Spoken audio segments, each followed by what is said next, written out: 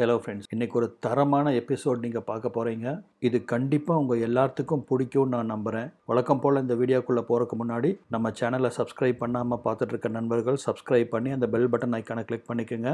அப்படியே போகிற போக்கில் இந்த வீடியோவுக்கு ஒரு லைக் போட மறக்காதீங்க. எபிசோட் ஸ்டார்டிங்லேயே நம்ம அழகான ஹீரோயினை காமிக்கிறாங்க. அவள் பேர் அலினா. காரில் ரொம்ப டென்ஷனாக உட்காந்துருக்கா. காரை கேப் டிரைவர் ஓட்டிகிட்டு இருக்க, லெஃப்டில் போ ரைட்டில் போ அப்படின்னு டைரக்ஷன் சொல்லிட்டு இருக்கா. ஒரு வழியாக அவள் வந்தாடைய வேண்டிய வீடு வருது.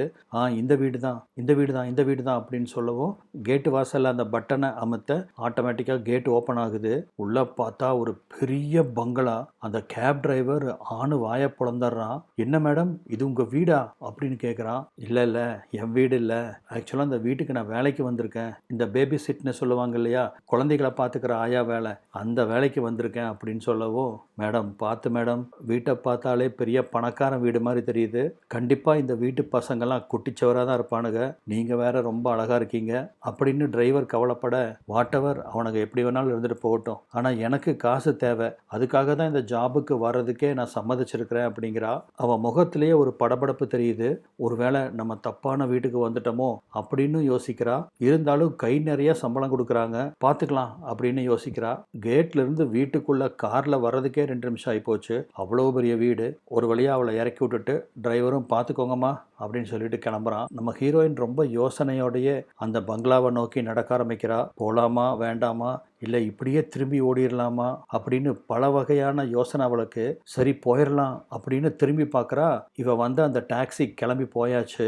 இப்போ அவளுக்கு வேற வழி இல்லை, வீட்டுக்குள்ளே தான் போயாகணும். போய்தான் பார்க்கலாம் என்ன ஆயிரப்போகுது அப்படின்னு சொல்லிட்டு டோர் பெல்ல அமுத்துறா.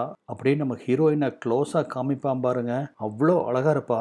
என்ன பிரச்சனையில போய் மாட்ட போறாளோ அப்படின்னு நம்மளுக்கே கொஞ்சம் டென்ஷனாக தான் இருக்கும். கொஞ்ச நேரம் காத்திருப்புக்கு அப்புறம் ஒரு வெள்ளை காண்டாமிருகம் கதவை ஓப்பன் பண்ணுது. கிட்டத்தட்ட 6.5 அடிக்கு மேலே இருப்பான் போல் இருக்கு. தேக்கு மர சைஸில் கதவை ஓப்பன் பண்ணவ, ஹோ Alina, I am Berry, please come அப்படின்னு சொல்லி அவளை வரவேற்கிறான். உங்கள் ப்ரொஃபைலில் பார்த்த மாதிரியே நேர்லேயே நீங்கள் ரொம்ப அழகாக இருக்கீங்க அப்படின்னு அவளை பாராட்டுறா.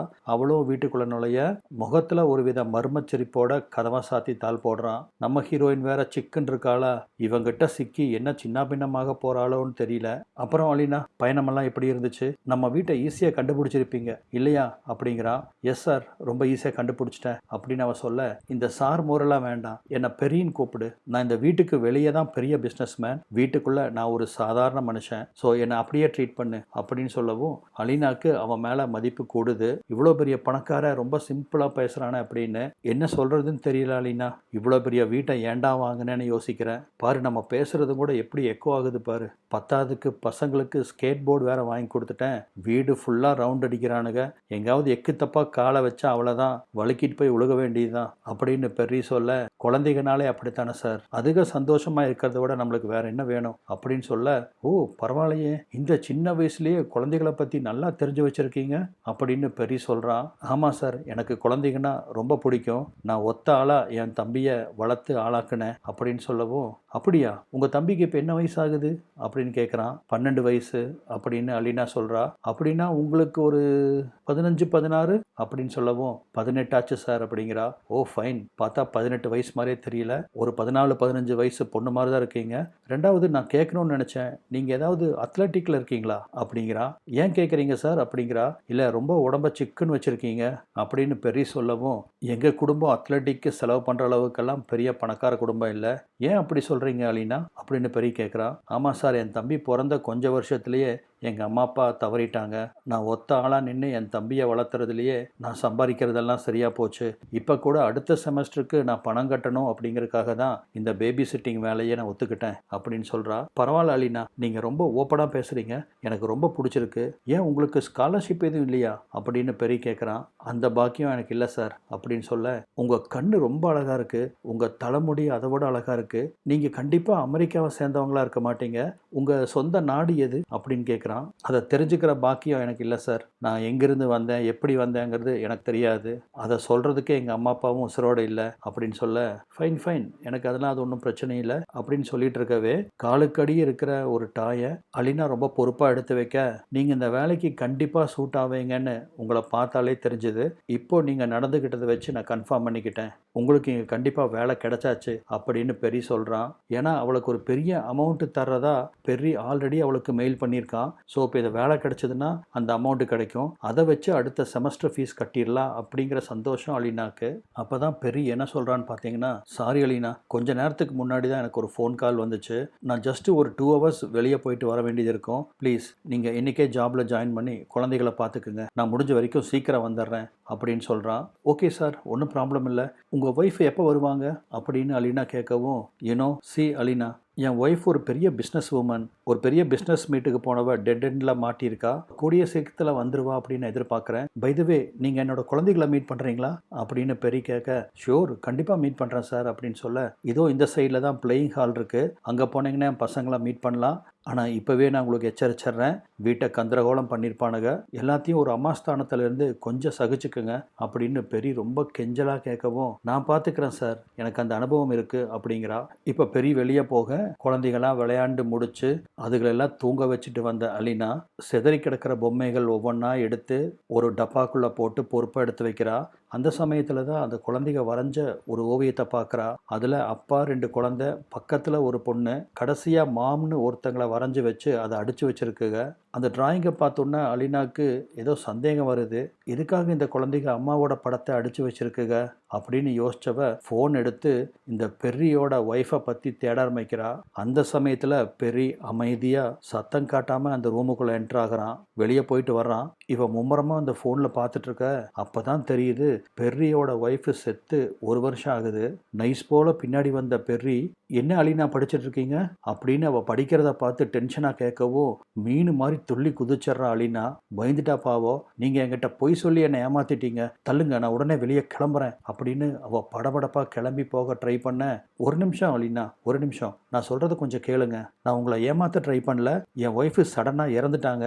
அந்த விஷயத்த நான் உங்களுக்கு எடுத்த உடனே சொல்ல வேண்டாம், மெதுவாக சொல்லலாம் அப்படின்னு தான் நான் கொஞ்சம் உங்களுக்கு டைம் கொடுத்துருந்தேன். என்னை நம்புங்க, உங்களுக்கு எந்த ஆபத்தும் இங்கே இல்லை அப்படின்னு சொல்ல, நான் உங்களை நம்ப தயாராக இல்லை. நீங்கள் ஆரம்பத்திலே என்கிட்ட பொய் சொல்லியிருக்கீங்க.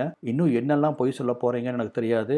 இங்கே இருக்கிறது எனக்கு சேஃபாக படலை. நான் வெளியே போகிறேன், தள்ளுங்க அப்படின்னு சொல்லிட்டு அவள் வேக வேகமாக வெளியே கிளம்ப, அப்போ தான் பெரிய உள்ளேருந்து கத்துறான். உங்கள் கண்ணு முன்னாடியே எங்கள் குடும்ப மெம்பர் யாராவது ஒருத்தர் செத்து போகிறத நீங்கள் பார்த்துருக்கீங்களா?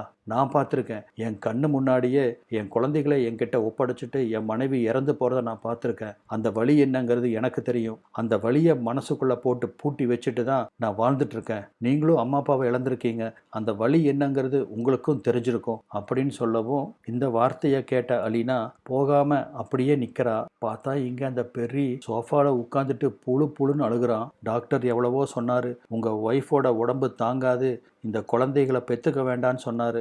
நானும் சொன்னேன், ஆனால் என் மனைவி கேட்கல. எனக்கு குழந்தைகளை பெற்று கொடுத்தே ஆகணும் அப்படின்னு உறுதியாக இருந்தா. எங்கள் பேச்சையெல்லாம் மீறி அழகான 2 குழந்தைகளை பெற்று கொடுத்தா. ஆனால் குழந்தைங்க பிறந்த உடனேயே அவன் இந்த உலகத்தை விட்டு போயிட்டா அப்படின்னு சொல்லிட்டு புழு புழுன்னு அழுக ஆரம்பிக்கிறான். என்னடா இவன் பார்க்கறதுக்கு முரட்டு பீஸ் மாதிரி இருக்கான், இப்படி அழுகிறானே அப்படின்னு அலினாவே ஒரு நிமிஷம் அவனை நம்பிடுறா. சாரி சார், நீங்கள் என்னை ஏமாத்திட்டீங்கன்னு நினச்சிட்டு நான் உங்களை ஹர்ட் பண்ணிட்டேன், என்னை மன்னிச்சிருங்க அப்படின்னு சொல்லவும், இதோ பாருங்க அலினா, என் மேலே தான் தப்பு. என் மனைவி இறந்ததை உங்ககிட்ட சொல்லியிருக்கணும், ஆனால் சொன்னால் நீங்கள் வரமாட்டீங்க அப்படிங்கிறதால தான் நான் சொல்லலை. நீங்கள் என் குழந்தைகளை நல்லா பார்த்துக்குவீங்க அப்படின்னு நம்பிக்கை எனக்கு இருந்துச்சு, அதனால தான் நான் உங்ககிட்ட சொல்லாமல் விட்டேன் அப்படின்னு சொல்லவும், பரவாயில்ல சார், ஒன்றும் பிரச்சனை இல்லை, நான் உங்கள் குழந்தைகளை பார்த்துக்கிறேன் சார் அப்படிங்கிறா ரொம்ப பொறுப்பாக. நான் இந்த டிராயிங்கை பார்த்து கொஞ்சம் கன்ஃபியூஸ் ஆகிட்டேன். அது சரி, இந்த டிராயிங்கில் இருக்கிற இன்னொரு பெண் யாரு அப்படின்னு அலினா கேட்கவும், அந்த டிராயிங்கை வாங்கி பார்த்த பெர்ரி, அவள் பேர் கிளேர். என் மனைவி இறந்ததுக்கு அப்புறம் அவள் தான் என்னோட 2 குழந்தைகளையும் பார்த்துக்கிட்டா. அம்மா பாசம்னா என்னன்னே தெரியாத அந்த குழந்தைங்க கிளேரோட பாசத்தில் தான் வளர்ந்தாங்க. அதனால தான் கிளேரை தன்னோட குடும்பத்தில் ஒருத்தராக நினச்சி வரைஞ்சி வச்சுருக்காங்க அப்படின்னு சொல்கிறான். சரி சார், அப்படின்னா அந்த கிளேர் இப்போ எங்கே அப்படின்னு அலினா கேட்கவும், அவள் போயிட்டாங்க. அவள் இந்த வேலையை விட்டு போய் 1 வருஷம் ஆகுது. என் மனைவியோட கடைசி ஆசையை அவள் நிறைவேற்றி வைப்பா அப்படின்னு நான் ரொம்ப எதிர்பார்ப்போடு இருந்தேன். ஆனால் அவள் என்ன நினச்சான்னு தெரியல. எனக்கு அதில் விருப்பம் இல்லைன்னு சொல்லிட்டு போயிட்டா. அதனால தான் உன்னோட ப்ரொஃபைலை பார்த்தோன்னே நீ அதுக்கு சரியாக இருப்பேன் அப்படின்னு எனக்கு தோணுச்சு. அதான் வர சொல்லியிருந்தேன் அப்படின்னு சொல்லவும், எதுக்கு நான் சரியாக இருப்பேன்னு தோணுச்சு உங்களுக்கு அப்படின்னு அலீனா கேட்குறா. இதோ பார் அலீனா, நான் சொல்கிறது கொஞ்சம் காம்ப்ளிகேட்டடாக இருக்கும். பட் ப்ராக்டிக்கலாக இது ரொம்ப ஈஸியான விஷயம். நான் நினச்சதை நீ நடத்தி கொடுத்துட்டீங்கன்னா நீ எதிர்பார்க்குற பணத்தை விட 10 மடங்கு நான் உனக்கு அதிகமாக கொடுப்பேன். என்னோட ஆசையை நிறைவேற்றி வைப்பையா அப்படின்னு பெர்ரி கேட்க, அலீனாக்கு ஒன்றுமே புரியல. என்ன சார் சொல்கிறீங்க, நீங்கள் என்ன பேசுகிறீங்கன்னு எனக்கு புரியல அப்படின்னு சொல்கிறா. பேசிகிட்டு இருக்கவே பெர்ரி சட்டுன்னு அலீனாவோட கையை பிடிச்சிட்றான். சார் விடுங்க சார் என்ன அப்படின்னு அவள் கையை உதற இவனும் கையை விட்டுறானா. சட்டுன்னு போய் அவள் கீழே விழுந்துடுறா. ஓ சாரி அலீனா, நான் உன்னை வேணுன்ட்டு விடல, நான் சொல்கிறத கொஞ்சம் கேளு. இல்லை சார், இதுக்கு மேலே நீங்கள் சொல்கிறத நான் கேட்க போகிறதில்ல, நான் கிளம்புறேன் அப்படின்னு அவள் சொல்லவும், பெர்ரி எந்திரிச்சு அவள் பக்கத்தில் வர்றா. நான் உன்னை எந்த தொந்தரவும் பண்ண போகிறதில்ல, ஜஸ்ட்டு உங்கள்கிட்டருந்து ஒரு உதவி தான் கேட்க போகிறேன். என் மனைவி எனக்கு ஒரு பெண் குழந்தைய பெற்று கொடுக்கணும்னு ஆசைப்பட்டா. ஆனால் அவளால் அது முடியல. அதுக்குள்ளே அவள் இறந்து போயிட்டா. அவள் கடைசி ஆசைப்படி ஒரு பெண் குழந்தைய பெற்றுக்கணும் அப்படின்னு தான் அந்த கிளேரை வர சொன்னேன். பட் அது ஒர்க் அவுட் ஆகலை. இப்போ நான் உங்ககிட்ட அந்த உதவியை கேட்குறேன். எனக்கு ஒரு பெண் குழந்தைய பெற்றுக் கொடு. உனக்கும் காலேஜ் ஃபீஸ்னு ஏகப்பட்ட கமிட்மெண்ட் இருக்கும். உன் தம்பியை பார்த்துக்கணும், உன் ஃபேமிலியை பார்த்துக்கணும். இதை எல்லாத்தையும் என் ஃபேமிலியாக நான் பார்த்துக்கிறேன். உனக்கு எவ்வளவு காசு வேணாலும் நான் தரேன் அப்படின்னு பயங்கரமாக கெஞ்ச ஆரம்பிக்கிறான். நீங்கள் என்ன முட்டாளா சார், உங்கள் வயசு என்ன என் வயசு என்ன அப்படின்னு அவள் கோவப்பட,